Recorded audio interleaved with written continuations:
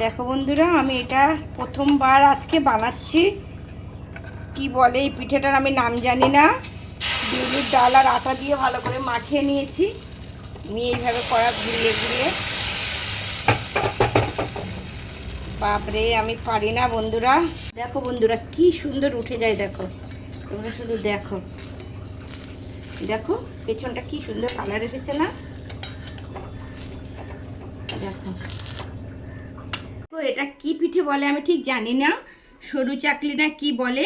এটা হলো বিউলির ডাল আর 2 কাপ চাল আর 1 কাপ বিউলির ডাল আমি সকালে ভিজিয়ে দিয়েছিলাম, আর সন্ধ্যাবেলা ওটাকে ভালো করে ফাটিয়ে নিয়েছি।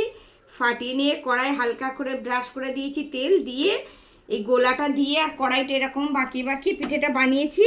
বন্ধুরা দেখো এত সুন্দর, কি নরম হয়েছে শুধু দেখো, হেভি সুন্দর হয়েছে। আমি এটা কিন্তু কোনোদিনও করিনি, প্রথমবার এক বন্ধুর বাড়িতে গেছিলাম, খেয়েছি, খুব ভালো লেগেছিল। তো আমি বলছি ঠিক আছে আমি ট্রাই করব। আমি করে সাকসেস হয়েছি।